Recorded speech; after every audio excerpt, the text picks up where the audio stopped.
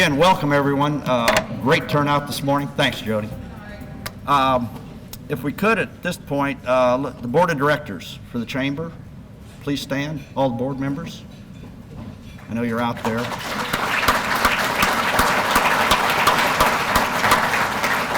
Also very important to our organization is our ambassadors. So ambassadors, these are the people that really knock it out. So all the ambassadors, please.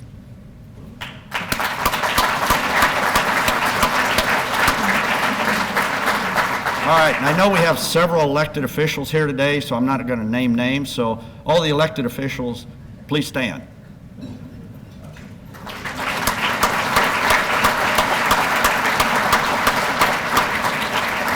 All right, and I'd be remiss if I didn't do this, and he's going to kill me later, but we experienced one of the best festival lights we had all year, or in our history, and next year's the 40th year. So Corey and the Felipe crew, stand, please.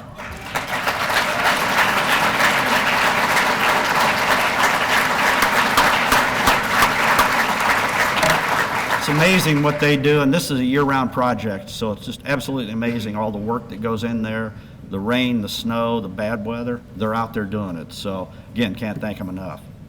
At this point too, if we could have just a moment, Michelle Hiltz, one of our board of directors, is experiencing some health issues.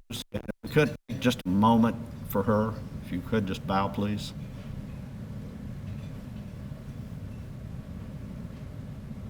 Thank you. Okay, I think, Mayor Call, you have something in here about our new arrival, correct? Yes. Okay, so we'll hold off on that one. And then I'd like to bring Mayor Mingus. We did the prayer, the pledge, so it's my great honor now to introduce Mayor John Call.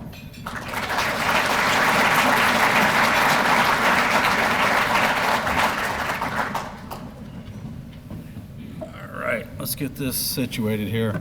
Hey, good morning, everyone. I'd like to begin by thanking each and every one of you for taking time out of your busy day, your busy lives to join us here today. We've got a great crowd. Those that know me know that I'm very passionate about East Peoria, so I'll try not to bore you today. There's a lot of stuff I like to share. There's some stuff that's not in the presentation, but some of you hear it every single day when you work around me. But I just absolutely love this community. But I want everyone to understand that it doesn't go unnoticed who we work for, and that's the people, and that's you guys. And it's absolutely a privilege to serve in this position. And there's not a day that doesn't go by that I don't pinch myself and realize how blessed and lucky I am to serve in this role. So without further ado, Rick kind of kicked off recognizing some folks. Uh-oh, here we go. Well, Becker, my right-hand man, he might have to come up here, and I promise we tested everything before we started.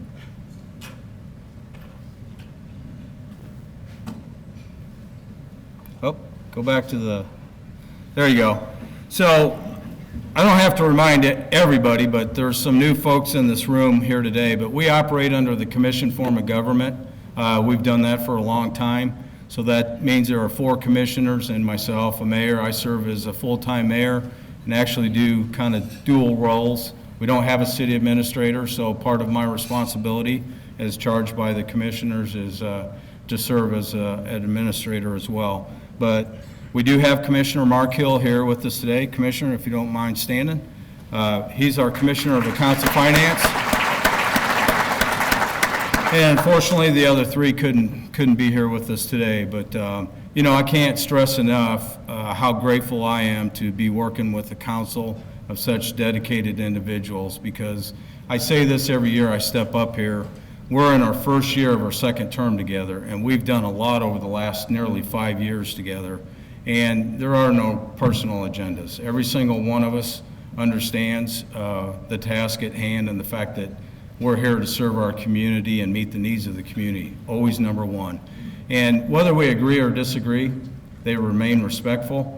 You'll see us on the council floor conducting business. Last meeting, it wasn't 5-0 on everything. We had some hearty debate, discussion up there about a couple of agenda items, but when the meeting was over, you step away, you're respectful, and you go about your business, and you don't take things personally. So I can't say enough about this council, and I appreciate each and every one of them. Yeah, we cannot go without recognizing our public servants, and that's the staff at the City of East Peoria. And for those that live here and know or have a business here, you understand that we provide full city services. So we have a lot of departments, and we have absolutely outstanding individuals that serve our community. So if you don't mind, let's give all of our staff, if you guys don't mind standing, all of you, please.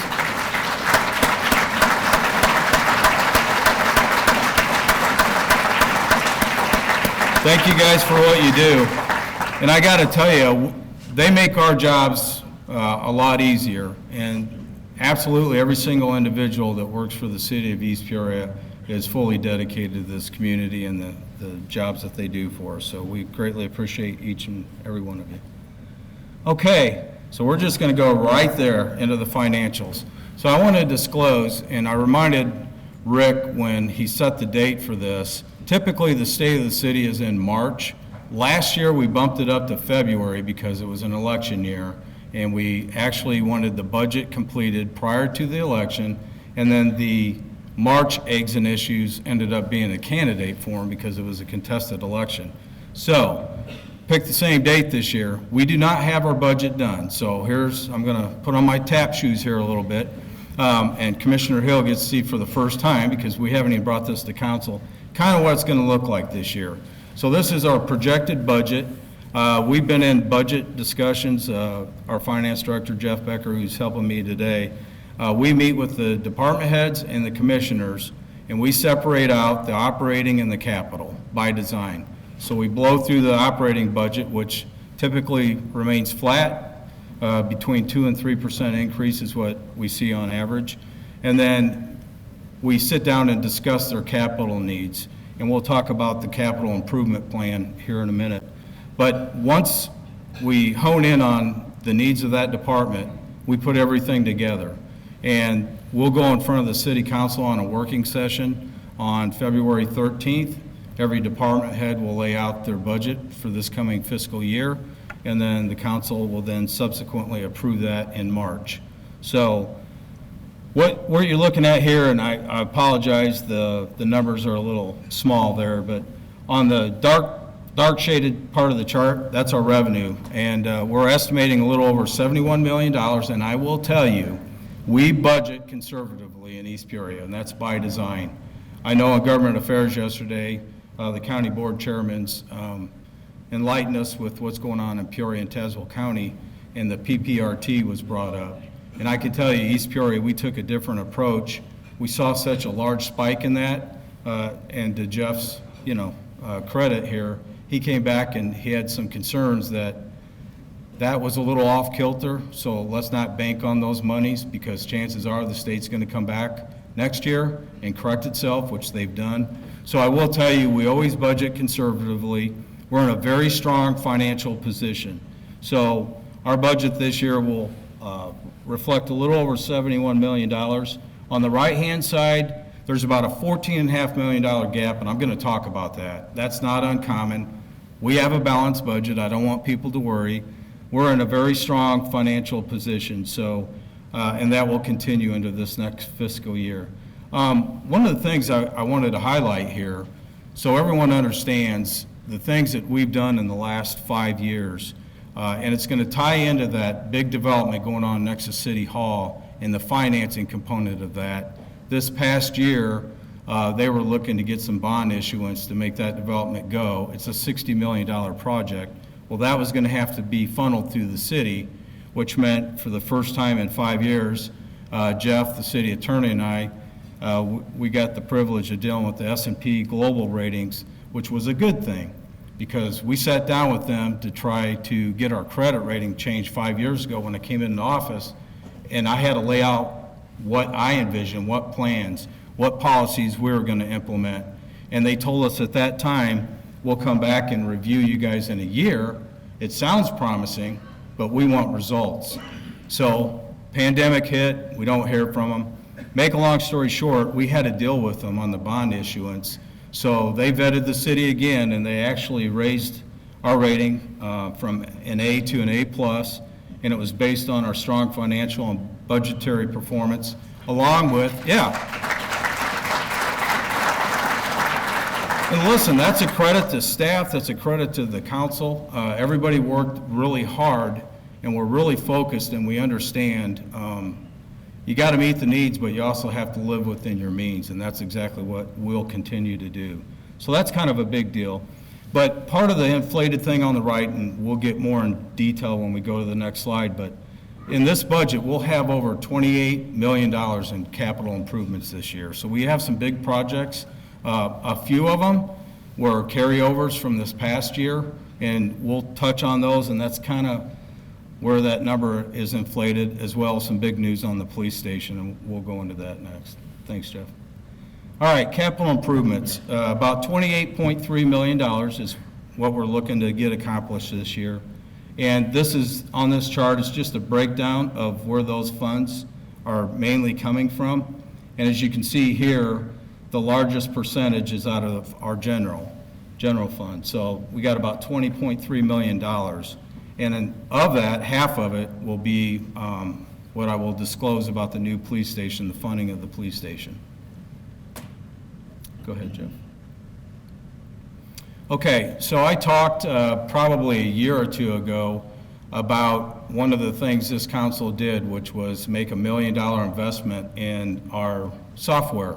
We did a software upgrade, and hats off to staff. This has not been fun. For those that may not know, when we sat down with Tyler and the council had approved the $1 million expenditure, our software was from like 1996, was the latest version. No more patchwork, not efficient. We're here to serve the needs of the community. Often we hear from citizens, hey, why can't we pay this online, or why do we have to come into City Hall and do that? Well, we didn't have a choice. Well, make a long story short, we sit down with the Tyler folks and they're laying out, well, this is how the training's gonna work, and they're saying to Jeff, well, you know, how many people are in your department? How many people do this? How many people do that? And we quickly realized how light East Peoria operates for the amount of services that we provide. So hats off to the staff. I told them we are committed to doing this. It's the right thing. We're going to get on the back end of it, but it's not going to be fun getting there. And it hasn't been. And they've not complained. I know they're not happy about it, but there's days where they sit in training for 8 hours and they still have their job to do on top of that. And I'm talking week-long training. So, but just so everyone understands, our payroll, we're to the point where that'll go live April of this year. The permitting and licensing live, that's on Civic Access. So you no longer will have to come down to City Hall to fill out the permitting and all that. It's going to be a lot more efficient. It gives people the ability to do it on their time, not City Hall business hour time. And then our utility billing, which will be a big component, that'll go live in January of next year. So,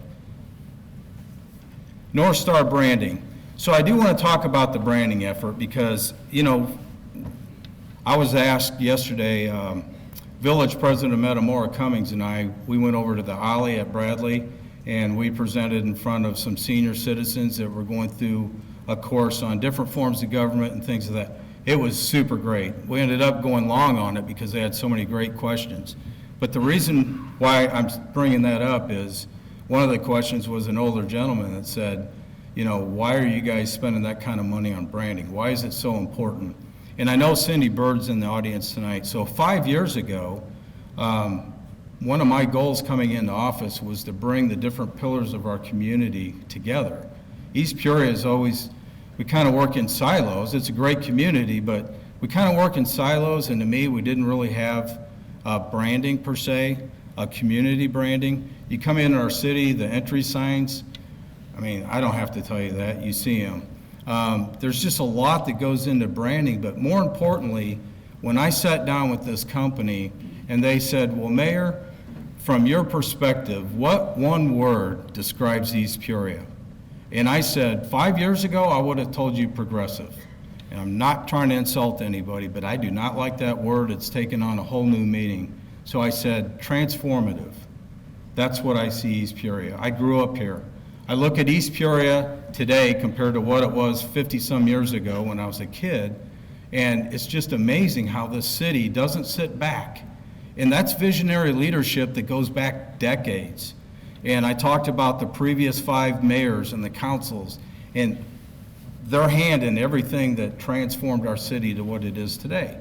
So we have a story to tell, and I just don't feel like we're where we were headed with all these different stakeholders, and everybody had kind of different ideas.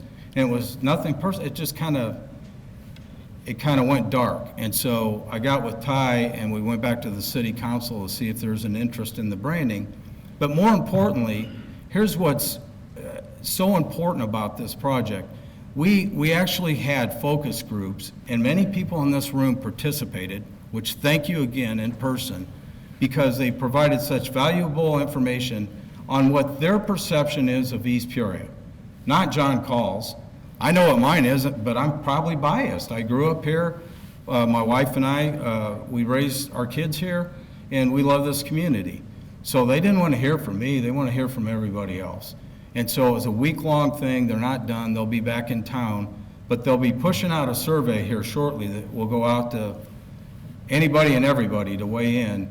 And they'll kind of have some matrix that they're looking at there. But it's a big effort. But really, it'll be our identity. It'll be our ability to go out and attract new business and attract residents and retain the ones that we have. And it's about wins. You know, I mean, I look at this region, we have so many positive things, but man, nobody talks about it. Everybody talks about negative. We got Debbie Downers and negative Nancys, and if I had some guys' names to throw in there, I'd do it. But anyway, not to pick on anyone that's named Nancy but nonetheless, it's about a positive image. And I know we will land in a good spot when it's all done.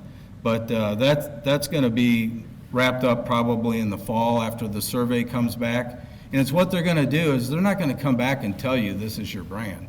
They're going to come back with a 300-page report that comes to city, to myself, and I'll share it with the council, and we'll talk it over with staff, and then you choose out of the things that they put together what you want to do with it moving forward. So we're super excited to see where that lands. That'll be around September, October.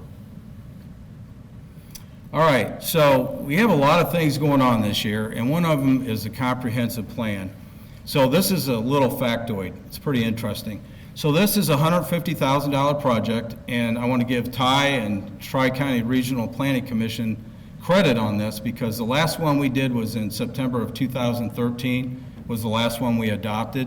And when you look at that, all these fields that I have listed on here, all these components, I should say, go into what your city's comprehensive plan is. And you have to have a plan in place, especially if you're seeking funds to move things along in your community. But all these things matter.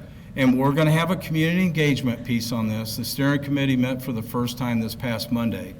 But here's an interesting fact.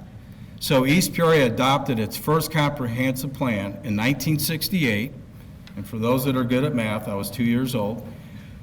The population of East Peoria at that time was 14,000 people. The amount of Caterpillar workers in East Peoria in 1968 was 22,000, double what our population is. So for those that grew up here, you remember how busy the levee district was when it was all Caterpillar. Here's what's fascinating. I look at East Peoria today, and I've said this multiple times without even realizing that, because I was 2, I wouldn't have known any different. Even in today, with what we've done with the levee district, I've always said the population doubles during the day with the amount of traffic that flows through here. It's absolutely incredible. But now we're a town of just under 23,000 people, and we're super excited to get this project. But I brought up Tri-County because I want people to understand the city's cost of this, thanks to the grant that we received, the SPR grant through IDOT, which Tri-County, we couldn't have done it without their approval, and they're facilitating. They pay 80% of it. So it's 150 grand, and we're looking at, we put in the budget up to $40,000 matching funds. But, and that that literally is going to be a year-long process. So we'll be a year out before that's wrapped up. So major road projects, street projects, and this goes into the capital plan, and these are some big numbers. We are going to be doing Springfield Road from Main Street all the way out to city corporate limits, which is headed towards Groveland. And when I say that, I'm talking really a full reconstruction in the sense that you'll see when we get to water and sewer, their portion's separate. So that $6.8 million, that may be a low estimate, to be quite honest, in today's numbers. But that is a full mill and overlay, brand new curbs. It includes stormwater inlets and outfalls all the way along that stretch. So the other portion of that project, and it's long overdue and that's a major thoroughfare, will be water and sewer. So it doesn't make a lot of sense to tear up a road, put a brand new road down with 50-year-old infrastructure underneath it, where our guys are going to go back out the next week when the weather changes in Illinois, probably the next day, and then fix a water leak and tear all that brand new pavement up. So that's a big project. That will happen this year. That's actually going to go out for bid very soon. Camp in Riverside. Anyone that's traveled in East Peoria knows the condition of Camp in Riverside. That intersection, that's what was a PUATS, which is now Tri-County Regional Planning Commission. That's another PUATS project that's been on the books for like 2 years, and I think I talked about it last year. It's actually going out for bid. IDOT got done doing their IDOT thing and finally got the right signatures for that project to move forward. But that entire intersection will be redone. That's about $1.5 million. Another PUATS, Tri-County Regional Planning Commission, East Washington Street, and it'll be resurfaced from Main Street over by 74. Now, for those that have been paying attention, they know in front of the council 2 or 3 times now, we've heard from people that want to see the lane reconfiguration because how tight that space is. But with the volume of traffic, and I know it wasn't unanimous on the city council, but there will be no change in the lane reconfiguration. The consensus of the council was to keep it the same, just resurface it. But that's on the docket this year. Cole Street, there are temporary signals there, and I know not everybody's a fan because there's a short jump in signals. Another reason why it doesn't make sense to reconfigure the lanes due to the volume of traffic. But we'll replace those with permanent signals this year. Veterans Drive Bridge, that's a $700,000 project that's been bumped, for 2 or 3 years now. But anyway, that's moving forward. All these projects are going to be going out for bid if they haven't already. Pinecrest Drive improvements. We went back and redid some of the surface areas on Pinecrest. Quite honestly, I remember when that was constructed, it seemed like right afterwards it was that rough. But we did basically 2/3 of it last year. And once again, that goes into the city's financial position. We weren't planning on doing $1 million worth of road work on Pinecrest. That's what it was. But we're estimating that to be around $500,000 to finish that out from the overpass down to Moeller. And then residential streets, motor fuel tax funds. Right now, we just approved, the council did, $1.1 million of motor fuel tax funds, which those are allocated for street maintenance, and we'll post the residential streets that will be improved. And I don't want citizens or members of the business community to think it's going to be limited to that. Each year, we've ended up being in a better position where we're able to go back and fix more streets. But once again, we're conservative on the front side for a multitude of reasons. Here's water and sewer. So we have a lot of projects with water and sewer, which those that know Commissioner Sutherland, he appreciates everybody else, but he really only cares about water and sewer. So he's about laying pipe, just ask him. But nonetheless, they'll have to spend about $2.5 million is what we're projecting to replace water and storm sewer along Springfield Road where it needs replaced. So that's going to be a big expenditure.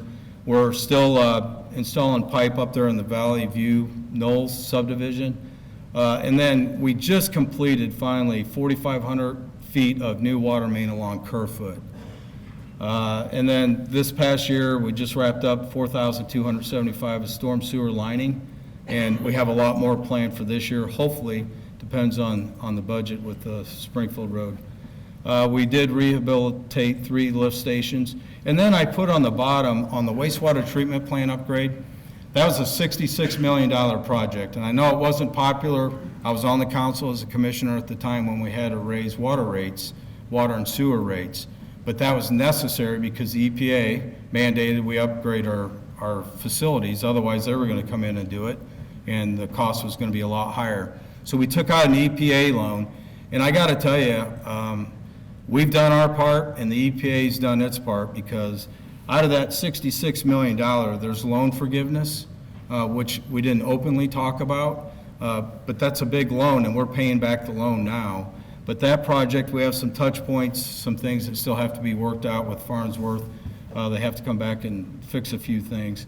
But I'm happy to say it looks like the loan's going to be about $56 million. All right, let's talk about some of our city services. Police department.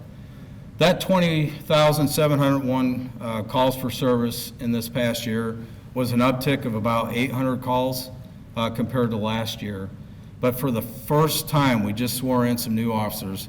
The first time in literally 5 years, I'm proud to say we're at full staff. We have 49 sworn officers, which is a big deal. Look around. There's not too many people jumping in that career field, and we'll talk about fire next, but on the police side of it, that's a testament to, the chief and the command staff and some of the things that they came back to the city and said, hey, we've got some ideas and no different than fire. We're going to throw out some ideas, may cost the city a little bit of money, but it will help us get to full staffed and we can attract people. But I want to say something while I'm talking about the police. I think part of it is this community and the fact that we've never wavered in our support. And public safety is number one in our eyes. And every member of this council from day one has made clear their position. That will never change. And some of the nonsense going on, like what was introduced Monday, I'm going to go there. The rep now is kind of backtracking, saying he was just trying to jumpstart the conversation. Stop. Quit criminalizing victims. And I mean, literally, this has got to stop. But part of it, I think, is getting our men and women in law enforcement to understand that we 100% support them in their job and keeping our community safe, and we appreciate that. So we're back up to full staff. The flock safety system, the cameras, the license plate readers, those have been such a great tool to prevent and solve crime, and I would say the entire region has benefited, other side of the river and other communities on this side of the river. So we just renewed a 5-year contract, and we're going to be adding a couple more cameras within the city. Here's a trial thing, 12-hour shifts. Seems like a long time to me, but the officers really wanted to give this a try. So this year, just within the last week or two, we moved to 12-hour shifts. And people are like, why would that be attractive? Well, when you join a police department of our size, you may work there 15 years before you get to spend weekends at home with your family. With 12-hour shifts, the way that works is everybody will have an opportunity to have those days off. It just rotates. So we're going to try it. They want to try it for a year, so we'll see how that works out. And part of that drive, just so everyone understands, every officer will work an additional 4 hours during a 2-week period. And then the hope is, and that's it, that additional 4 hours is a straight time for full transparency. And the hope is to help drive down overtime cost and benefit the officers with a life balance. But here's the big news, and I talked about this study that we did on the police station. We brought in a consultant 2 years ago to do a space study. And the current police station right now served its purpose, but it's been there since, I believe, 1987 is when it was inducted, opened up for service. And it's about 6,500 square feet, to put it in perspective. The needs study came back and said you need almost 32,000 just in building space. That's a big jump. And you look at today's world with record keeping, evidence. We have body cameras, which is a huge undertaking. Positive, but there's a lot of things attached to that. The additional reporting, so many things that we can't do a good job of in our current building. So the city council has agreed to build a new police station, and we announced, and we've already kickstarted this project. The council's approved a construction manager at risk agreement. So River City will be doing the construction. FGM Architects is who we hired, along with Midwest. Midwest is here, Rob and his team.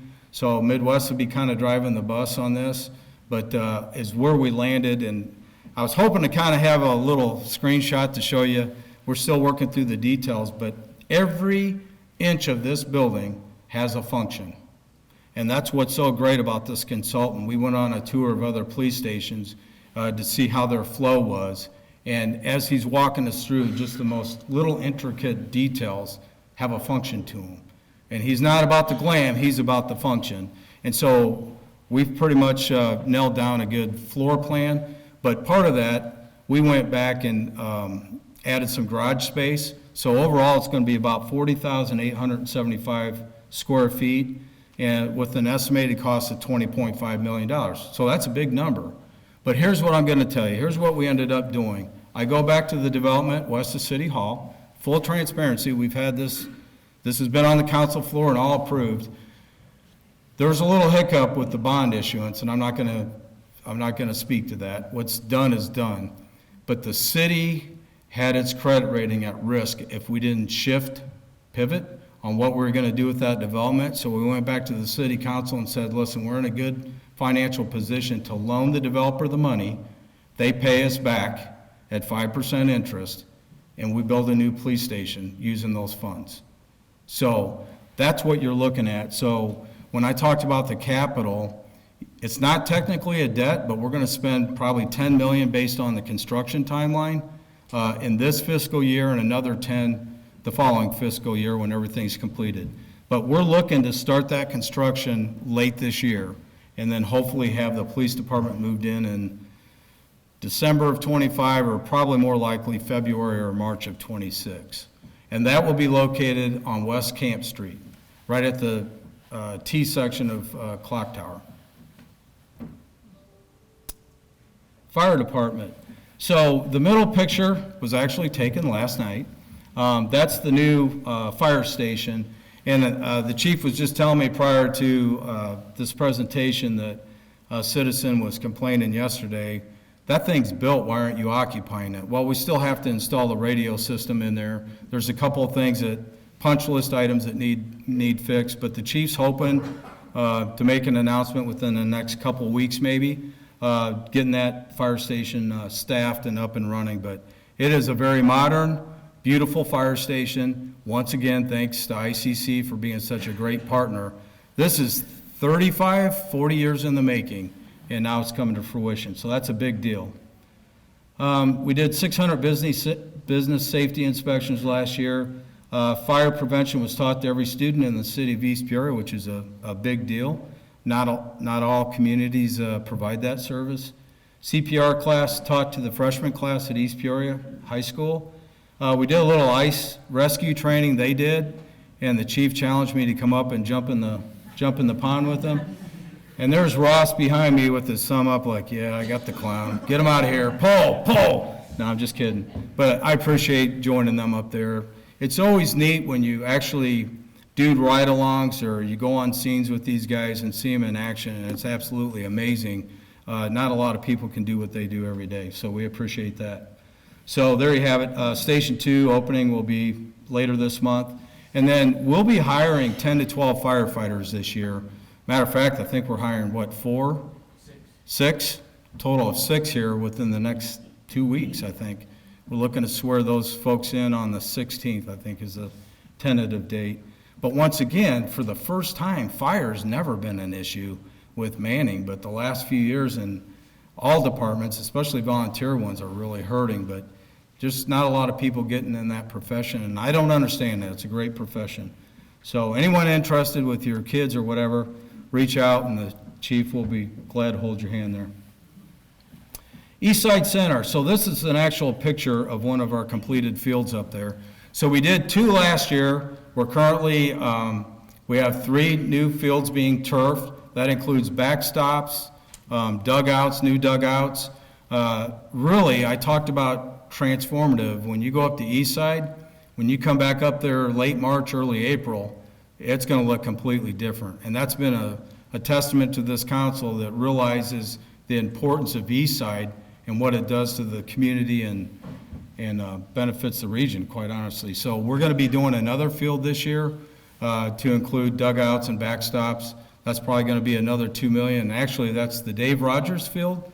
That one we'll have in this next fiscal year budget as well. So hats off to the staff up there, but that place is really coming together. Rick mentioned it, 40th Annual Festival of Lights, 40 years. And so hats off to Corey. Jeff, go to the next slide if you don't mind. So there's Felipe, and he's very passionate man, does a great job. But anyway, Corey had this idea, and I want to thank both schools because we pushed out a survey to the students of both the grade school and the high school asking for their ideas. We want all demographics to weigh in on new float ideas and what you would like to see different. 40 years is a big deal. We want to make this one special. So if you don't mind going online and you can do the survey, and that's going to run through the 29th, and we can't wait to see where that lands. Eastport Marina, for the boaters out there, we've made some major investments in Eastport. Brad and Heather and their staff have done a great job in the last 2 years, really trying hard to turn that place around. Quite honestly, it's embarrassing. It's what I would deem the only first-class marina between Chicago and St. Louis at one time back in its day, and we realized the significance to bring that back to its days of glory. So the council, once again, were very supportive of the marina, and one of the things that we heard was you can't rent the slips because everything's silted over. So we made a $500,000 investment. We bought this Mudcat 115D dredge and what they call geotextile tubes, and you'll see them down there when you're facing the marina. They're off on the left side of the dry stack, and it's what they're doing is they're dredging everything out. This is what they accomplished since we rolled that machine in, and thanks to mild weather, we're down to a depth of 7 and 8 feet in a lot of areas that we're lucky if they were 2 or 3 feet. So we're making great strides, but the thing about these geotextile tubes is all that material gets dried out. It dewaters the material, which then turns into real high-quality topsoil. So the thought is once it's topsoil, then we can move it along. There's probably plenty of people that could use it.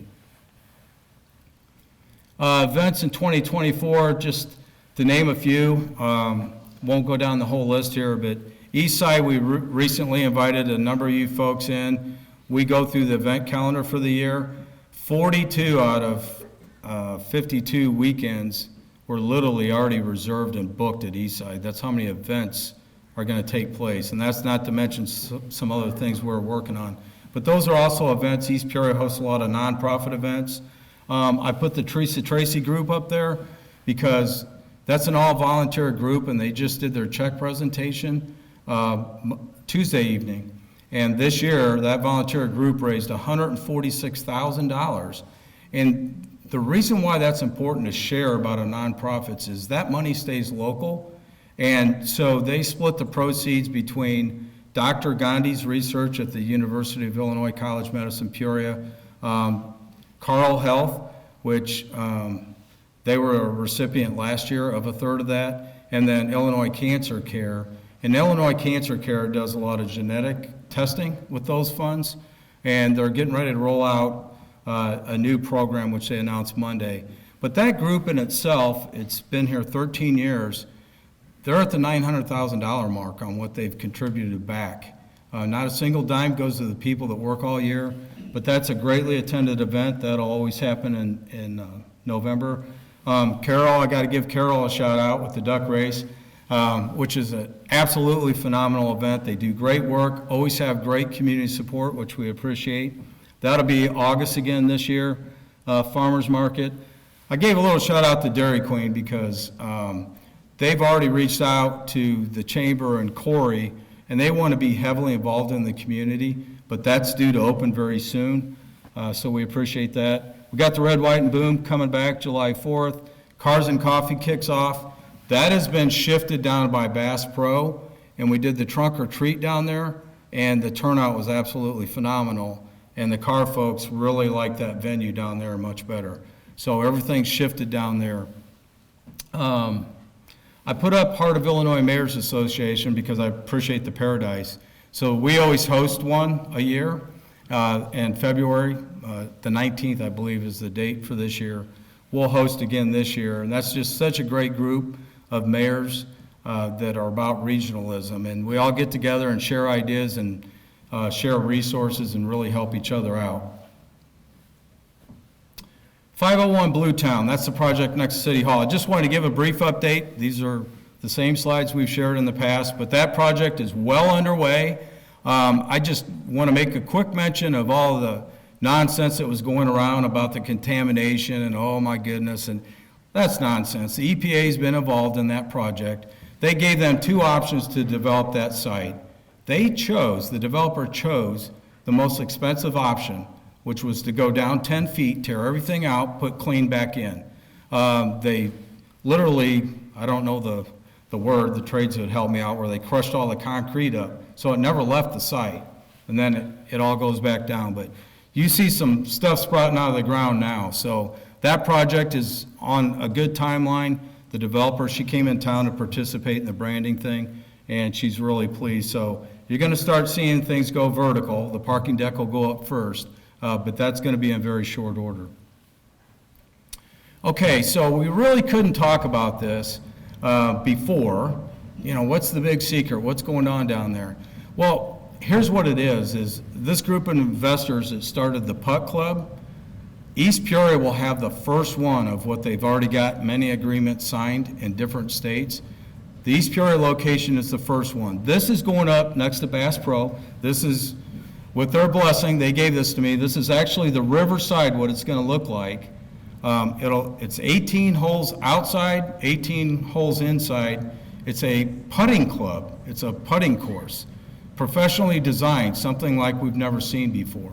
But it's going to be a year-round thing. It'll include 4,000 square foot restaurant. Go to the next slide, Jeff. He gave me some highlights to put up here.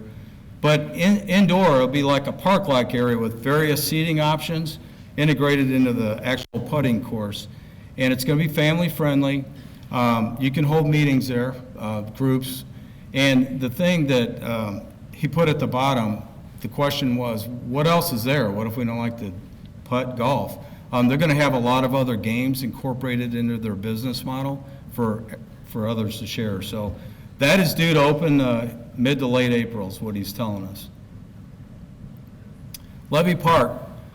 So phase 3 is what they're geared towards now. So kind of here's where it's at. I didn't ask for Sue's permission, so she shared these pictures with me, so I took it upon myself to add them. But the splash pad feature will be the phase 3. It's got an estimated cost of phase 3 to complete everything out is about $1 million.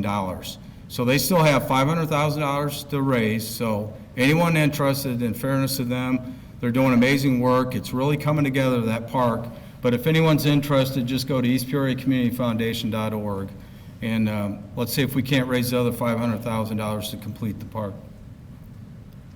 I always like to talk about the other pillars of our community, so I reach out to the schools, the park district, and the library to share some highlights. I apologize to them. They sent me a lot of information, great information, a lot of good things going on, but I won't go down all of them, but I highlighted some of the great accomplishments that they've had this year and things that they're working on to improve our schools. This is District 86. As you can see, there are a couple of items on academic growth, the support programs that they have in place, safety and security, that's paramount, things that it's ever evolving. We're in a crazy world. You always got to stay ahead of it. They do a great job, and they collaborate with all the appropriate people for safety procedures. Highlighted activities, Together Towards Excellent Night, that's an upcoming Central Junior High School Parent Education Night. They do elementary reading nights. They're bringing back the holiday concerts. I think they already brought them back. And then summer facility work. As people know here, we have a lot of aged buildings in East Peoria. But these are some of the projects on the docket to do: parking lot resurfacing, a roof replacement, and then renovation of the restrooms. And I got to tell you, I went to bowling and shoot schools as a kid during my elementary, and you walk into bowling a couple years ago, and it looked like it did 50 years ago. Absolutely incredible. So that's exciting stuff, and we appreciate the schools and the staff and all the amazing work they do. So Miss Harding from Bolin, third grade, the last 2 or 3 years I've gone to Bolin, and they bring in the third graders, and they talk about civics, and they just, it's at a third grade level, so you try to keep it simple without, making cross-eyed. But anyway, she asked about doing a city hall tour, a field trip, and I said, oh my gosh, I'd love that. That and dealing with seniors is the best part of this job. I love it. They are phenomenal. Man, these kids are smart. They're doing a good job teaching them. But they came to City Hall this year, and it was super exciting. Hated to see them go. It was kind of crazy when we did the tour in City Hall. We'll have to rethink how we do that next year, maybe break them up into groups. But that was a lot of fun, so I wanted to give them a shout out. High school, once again, a lot of great things going on there. So I kind of had to hone it down. Just so everybody knows, this presentation will be available to everybody, so everything that's in writing. And please pay attention, because we do have it's back into the wins, talking about the positives, not the negatives. There's more positives than negatives, by far, and we just don't talk about it enough. But as you can see, one of the highlights at the top, the Scholastic Bowl won the International Scholastic Bowl tournament hosted by the Peoria Area World Affairs Council, and they qualified to compete at the national tournament in D.C.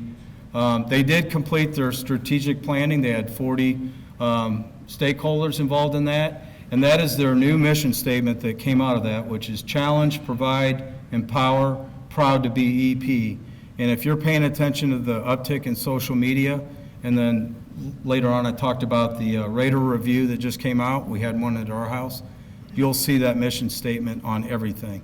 But there's a big presence on promoting the positives, which is a big thing. So the next 3 are goals of theirs and what they've done with those goals with the strategic planning.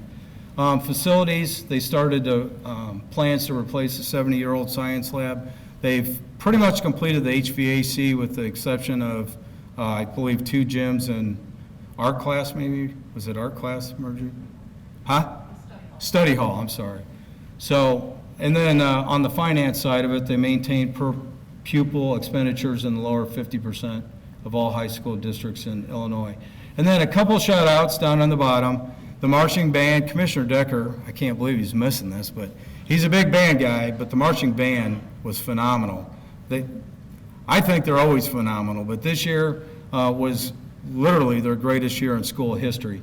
But I want to give a shout out to Mrs. Norman. She was named the Latin Teacher of the Year for Illinois. And Coach Johns, there's 5'4", 200 pounds of a ball of energy. That guy is crazy.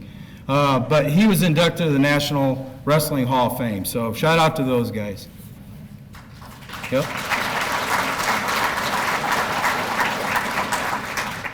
And then this is just a snapshot. So Rick, Ty Livingston, and myself, and this year Brad, our new GIS coordinator, he's the guy on the far right. Mr. Fleming has us into their class. You want to talk about some brilliant, great ideas. But we go in and we listen to the students, and it's spread out over 3 days. And they each have to give us a presentation. And it's, what do you want in East Peoria? And they have to do the legwork. They have to go and figure out the zoning and things of that sort. And our job is to listen to them and then give them feedback. And we enjoy it. It's just a great time. The students are engaged. Mr. Fleming's phenomenal. But then we always like to get a group picture afterwards. So that was this year. And we always appreciate that opportunity. Fond du Lac Park District, once again, I won't read this out, but there's a lot of amazing things. Everybody knows the park is its own entity. And Craig, when I reached out to him, he shared a lot of good things going on at the Park District. For all you pickleballers, I know I see a lot of you at Eastside, but the Park District just put in 4 courts right at the Brad Armstrong Park off Springfield Road, and people love it. And I don't think we have enough, honestly. We have to look at that. But it's first come, first served basis, free to the public. That picture on the far right, that is an outdoor fitness court and studio. They received a $50,000 grant for construction of it. It'll go down next to the admin building by the caboose area down there. But that's super exciting, and it features 7 different stations offering a full body workout. They're seeking an OSLAD grant, and I put in there kind of what they're hoping to make improvements with, should they receive that grant. And then, excuse me, last but not least, up off Cole Street, there's a lot of park property, and they're constructing a 27-hole disc golf course. And what's fascinating about that, because I talked about the Mayor's Association, and the mayors that their communities are part of that Ledgestone Open, talk about the impact of this region and how many people come in for that. Well, now they've constructed this course, and that's going to become part of the Ledgestone Open. So hats off to the Park District. I hear the course is pretty amazing. I stink at it, so I'd have to practice an awful lot to get out there. Fond du Lac District Library. So 10 years in that building, it's hard to believe, it's been 10 years. So they did an open house to celebrate it. It was a big turnout. They too also did a strategic plan recently, and it's the 2024 through 2027. You can check that out on the website. And then I looked at what they've done in collaboration with other folks here. They developed that Uniquely Able, and we spelled out it's a quarterly program for adults with intellectual disabilities that provides developmentally appropriate activity, introduction to the library, and other programs and services they offer. It's a really neat program. It's a big deal. They're always thinking of new and inventive ways to reach out to the public and serve all people. They launched a new quarterly family field trip series, and she put down there kind of what they have included in their 2023 tours. She also shared with me kind of what they have planned for this year, but it's just a really neat thing, and a lot of folks take them up on it. This past year, they introduced what they call the year-round seed library, and it offers their patrons flower, vegetable, and herb seeds. So that's another big deal. And then for those that have been down there recently, they received memorial donations, and it allowed them to add this whimsical butterfly wall piece in the youth services department. And then on the outside, excuse me, we're bottom one. No, go back. I'm sorry. It's the bottom line. I can't tell from this angle. But there was this kinetic wind sculpture, and when Gina described it to me, I had to Google it. I'd never heard of it. When you look at it, it's absolutely fascinating, but it's a very peaceful, really nice piece, and that's going out in the reading garden area. I always like to give a shout out to ICC. They always have a lot of great things going on. Dr. Cork Bailey, I can't match her enthusiasm, so I won't go through everything, but their enrollment's up for the first time since 2010. And out of the 73 students, 6,400 of them are right here on the East Peoria campus, which is a big deal. They recently received a $4 million grant through the United States Department of Education Perkins Innovation and Modernization Career Connected High Schools Grant Program. It's a mouthful, but it's a big deal. And I appreciate that about ICC. They're always looking at ways to fund additional programs that benefit our region. The new Workforce Sustainability Center, that opened in July, and that's taken off like crazy. And that's really, once again, going to benefit just not the members of the community, but of the business community, try to fill some of these open positions with skilled labor. Over the last 6 months, they've added 4 new programs to give students additional opportunities to the job market, and I've laid them out there. Like I said, we'll share this with folks. And then they're offering more 8-week classes. Currently, 24.5% of those courses are in this format. So it'll give provide students with credentials they need in a more convenient way. And then the last but not least, they're always willing to impact our community in a positive way, which they continue to do. And we appreciate the fact that we have them here. Midwest Technical Institute, I always like to include them because that's a big deal. That's also here in East Peoria. And Cole kind of shared some highlights from this past year. And when you look at what they offer there, he listed the amount of graduates they had in 2023, but here's the job placement percentages by the programs that they offer. And when you look at that, that's a big deal. And we greatly appreciate having them there and all the good work that they do to help out with the workforce. All these programs are done in 40 weeks and the classes start every 5 weeks. So, and as we know, there's always a demand for skilled labor. So we appreciate the resources that we have here to provide that.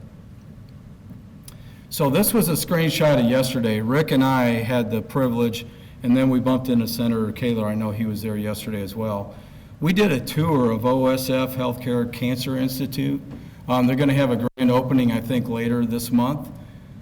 That is unbelievable, that facility, and what that is going to do to our region, not just benefiting those with cancer. It just, you look at the impact with the jobs, but that facility is, oh my goodness. I'm glad I've never had to personally go into a facility like that, but knowing that that's right here in our backyard in Peoria, but that's the actual machine that everybody talked about. It was, what'd you say, Rick, 90 tons for the one part and 70 tons for the other, and with the concrete and everything, it was like 324 tons. Absolutely incredible. But that's the proton beam machine that they use, and the physicist was there to explain everything. I'm not a physicist. I'm not going to pretend to be, so I won't go there. But what was fascinating was when he shared where all this technology is available. It's available in 42 states that are operational, but what they have here is state of the art. So some of that technology isn't as advanced as what they'll have here. And then something they're going to add to this that it's capable of doing, there will literally be 4 facilities that will have that technology. And we're going to have it here in our backyard. So that's a big deal. So I wanted to share that. So if you get a chance during the open house to go through it, please take them up on it. Okay, here's the big news, folks. Yeah, 9.2 pounds of badassery right there. So Katrina and Jake Miller, Katrina works for the chamber. She's the one that keeps Rick in line. She finally had the little guy. He's not so little. He's actually a fairly big dude. But this is Malachi, folks. Yeah, so, yeah.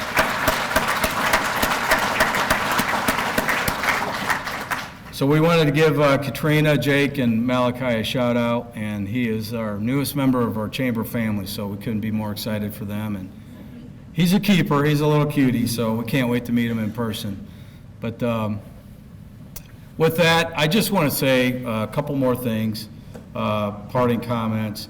You know, I always try to keep this positive and not get bogged down in politics and whatnot. So, you know, I think I'm going to end on that note. There's a few other things I'd like to share about my thoughts about some things going on that I think need improving. But listen, you open up your paper and you see the news every day, and you know, maybe turn it off, tune it out sometimes, all the negative stuff, and let's focus on what we have here in this room, which is a lot of positive things. I look around the room and, man, we just have a great region, a great community, and every single one of you is a part of that. And we're blessed. You know, I always say, because I like to brag about East Peoria, we're home to good people, good governance, and a thriving and diverse business community. And those aren't just words. That's how I strongly feel about what we have here. So thank each and every one of you. I blabbed enough. I get up here and I just get talking and sidetrack myself. But thank you guys for everything, and I appreciate you being here today. If you have any questions, I plan on staying. I know I'm going to talk to the media a little bit, but We just have a lot of good things going on in East Peoria. That's a touch point. Trust me, I could sit up here for a half a day and tell you all the things we've got. I don't need to bore you anymore. So Rick, any questions?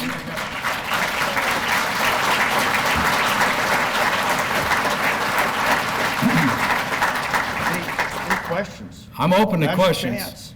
He's got thick skin. Hey, even the hard-hitting ones, so, yeah, He's got I'm thick good skin, with it. So, No? Come Quiet on. crowd, they're like, man, he talked enough, I want to get out of here. all right. Well, no, Yeah. we appreciate the chamber working Yeah. with the city. I mean, Yeah. we do things, a lot of things that other people don't do, and it's thanks to John and Dave and, Yeah. yeah. Well, Yeah, and Dennis, Oh, and, yeah. thank you to the chamber. I mean, what they do, I know Rick recognized the board members and the ambassadors, but we have an incredible chamber here, and hats off to Rick, and Rick's right. I mean, Rick's at City Hall about as much as he is at the chamber office, but that's a good thing. It's a positive thing. We're embedded in the business community, but I look at events like this, and just so everyone knows, I know the last couple of years, we only had a few of them. Rick and the board, we've talked about this. We're going to get back to the normal of what the chamber is good at, which is bringing people together and networking and supporting our business community, and basically promoting everything that you guys do. But thanks to the Paradise, too. Yeah. You guys are always wonderful hosts. We love having our events here, but you guys and your staff do a phenomenal job, and we appreciate having the Paradise as part of our community as well. So, seriously, any questions, or even if you prefer to come up privately afterwards, I'd be more than happy to answer anything, so. All right, let's make it a good Friday. Thank you, guys.